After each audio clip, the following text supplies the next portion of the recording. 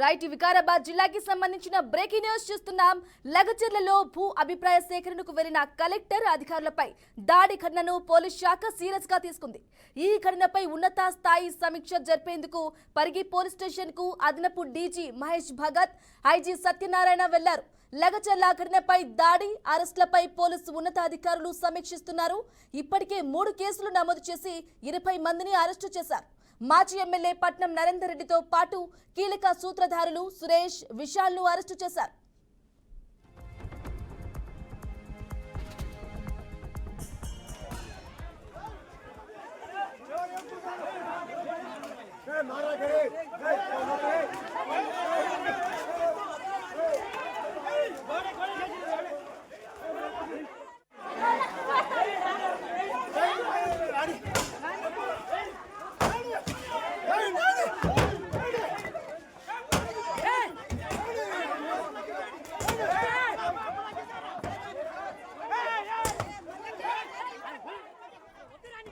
వికారాబాద్ జిల్లాకి సంబంధించిన breaking news చూస్తున్నాం.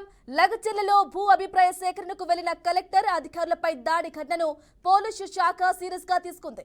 ఈ ఘటనపై ఉన్నత స్థాయి సమీక్ష జరిపేందుకు పరిగి పోలీస్ స్టేషన్ కు అదనపు డీజీ మహేష్ భగత్, ఐజీ సత్యనారాయణ వెళ్లారు.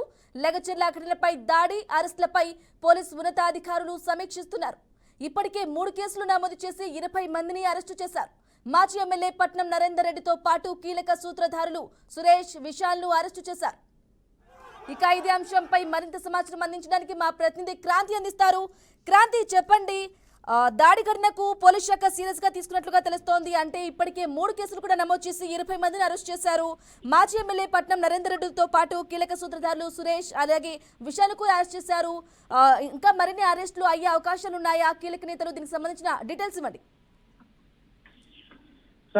ఇప్పటి వరకే లగచర్ల కలెక్టర్ పై చేసిన దాడికి 4వ రోజుకు చేరుకుందని చెప్పుకోవచ్చు. గత 4 రోజుల నుంచి, అంటే గత 3 రోజుల నుంచి చూసుకున్నా కూడా వికారాబాద్ జిల్లాలో మాత్రం పరిగి పోలీస్ స్టేషన్ లో కొంత ఉద్రిక్త వాతావరణం అయితే నెలకొంది. ఇదే అంశంపై ఈ రోజు తెల్లవారుజాము నుంచే 10 గంటల నుంచే మాత్రం పరిగి పోలీస్ స్టేషన్ కు చేరుకున్నారు అడిషనల్ డీజీ మహేష్ భగత్ కావచ్చు, ఐజీ సత్యనారాయణ, వికారాబాద్ ఎస్పీ నారాయణ రెడ్డి కావచ్చు, అడిషనల్ ఎస్పీ రవీందర్ రెడ్డి, దీంతో పాటు పలువురు డిఎస్పీలు కావచ్చు, సిఐలు, ఉన్నత అధికారులు కూడా ఇప్పటికే పోలీస్ స్టేషన్ కి చేరుకున్నారు. దీంతో భారీ బందోబస్తుతో బయట చూసుకున్నా కూడా కానిస్టేబుల్, హెడ్ కానిస్టేబుల్ తో మాత్రం భారీ బందోబస్తు కూడా ఏర్పడింది అక్కడ.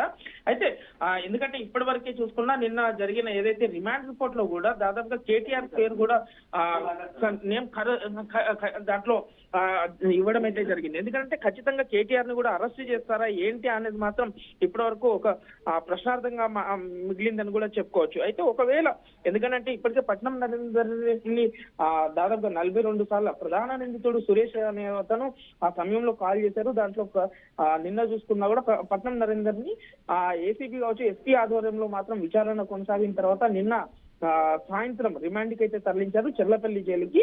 ఈ రోజు ఉదయం కూడా చూసుకున్నట్లయితే అదే బీఆర్ఎస్ నాయకుడు హరీష్ రావు, మాజీ మంత్రి హరీష్ రావు కూడా ములాఖాత్ అయ్యి మరికొద్ది సేపట్లో ములాఖాత్ లో మీట్ అవుతున్నట్టు కూడా తెలుస్తుంది. అయితే ఈ ఫోన్ డేటా ఆధారంగా కూడా చూసుకున్నా కూడా, ఎందుకంటే ఇప్పటి వరకు 16 మందిని కూడా రిమాండ్ తో పాటు పట్నం నరేందర్ ను కూడా రిమాండ్ కి తరలించిన విషయం తెలిసింది. అయితే దీంట్లో మరింత విచారణ వేగవంతం అయితే మాత్రం దీని వెనకాల ఉన్న, ఎందుకంటే పట్నం నరేందర్ నుంచి ఆ సమయంలో దాదాపుగా 6 సార్లు కేటీఆర్ కి అయితే కాల్స్ వెళ్ళడం జరిగింది. అయితే ఉన్న సమాచారం బట్టి చూసుకున్నట్లయితే ఖచ్చితంగా కేటీఆర్ కూడా సమన్స్ జారీ చేసి మాత్రం విచారణకు పిలువన్నట్టు కూడా తెలుస్తుంది. ఒకవేళ కేటీఆర్ ని విచారణకు పిలిపిస్తే మాత్రం ఈ 6 సార్ల ఫోన్ కాల్స్ రావడం వల్ల దానిపై ప్రశ్నల వర్షం అయితే కురిపించే అవకాశం ఖచ్చితంగా కనిపిస్తుందని కూడా చెప్పుకోవచ్చు.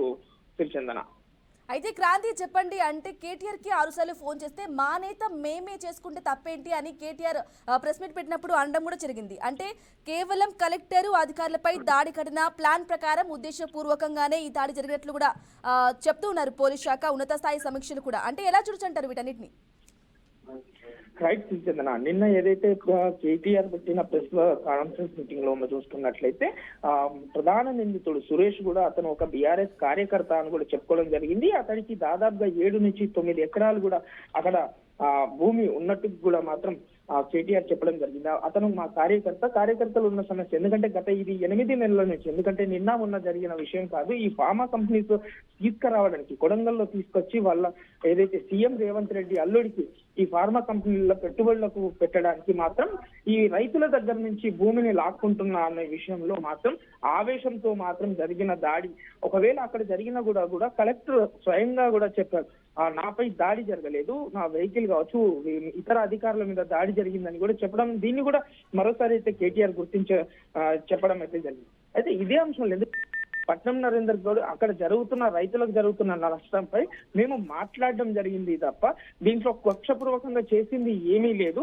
రైతులను దగ్గర నుంచి మీరు లాక్కుంటున్న భూమిని కుట్ర పండింది మీరు అంటూ కూడా దీంట్లో ఈ రోజు కూడా ఉదయం చూసుకున్న కేటీఆర్ ట్వీట్ మరో సంచలనం రేపుతుందని కూడా చెప్పుకోవచ్చు. అయితే మరికొద్ది సేపట్లో కూడా ఇదే అంశం పైన మరోసారి కేటీఆర్ అయితే ఆ మీడియాతో చిట్ చాట్ చేసి దీనిపై మరింత స్పష్టత ఇవ్వనట్టుగా కూడా కొంత సమాచారం అయితే అందుతుందని కూడా చెప్పుకోవచ్చు. సిరిచంద్ర అయితే క్రాంతి చెప్పండి, అంటే కీలక నేతలు సూత్రధారులు సురేష్ అలాగే విశాల్ కూడా అరెస్ట్ చేశారు, అంటే మరికొంతమందిని కూడా అరెస్ట్ చేసే అవకాశాలు ఉన్నాయా? మరికొంతమందికి ఈ ఘటనకు సంబంధించి లింకులు ఉన్నట్లు కూడా వార్తలు వస్తున్నాయి. దీనికి సంబంధించి అందుకే కేటీఆర్ ని కూడా రిమాండ్ రిపోర్ట్ లో వారి పేరు కూడా జత చేశారు. మరికొంతమంది పేర్లు కూడా వెల్లడయ్యే అవకాశాలు ఉన్నాయా? ఖచ్చితంగా చెప్పుకోవచ్చు సిరిచందన, ఎందుకనంటే ఇప్పుడున్న ప్రభుత్వ కాంగ్రెస్ ప్రభుత్వ నాయకులు కావచ్చు, లేదు అని అంటే ఇతర అధికారులు ఇప్పుడు పెట్టిన రిమాండ్ రిపోర్ట్ లో కేటీఆర్ పేరు. ఎందుకనంటే బీఆర్ఎస్ నాయకులు కూడా కక్షపూర్వకంగానే కాంగ్రెస్ ప్రభుత్వం చాతగాని తనంతోనే ఈ విధంగా ఈ విషయంలో మాత్రం కక్షపూర్వకంగా ఇరికిచ్చి కేటీఆర్ ని అరెస్ట్ కి సిద్ధం చేస్తుందని మాత్రం బీఆర్ఎస్ నాయకులు చెప్తూ వస్తున్నారు. కానీ బీఆర్ఎస్ ఇది కాంగ్రెస్ ప్రభుత్వం అయితే కక్షపూర్వకంగానే కలెక్టర్ పై దాడి చేశారు. ఎందుకంటే ఈ విషయం కొడంగల్లో జరిగిన లగ్చర్ల విషయం మాత్రం కలెక్టర్ పై దాడి రెండు పార్టీలకు, ఇటు బీఆర్ఎస్ కావచ్చు కాంగ్రెస్, రెండు రాజకీయంగా మాత్రం సంచలనం సృష్టిస్తుందని కూడా చెప్పుకోవచ్చు.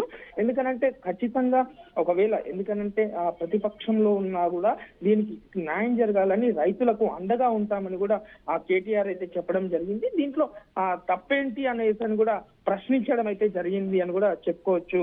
మా Chandana right Kranti, thank you for the updates.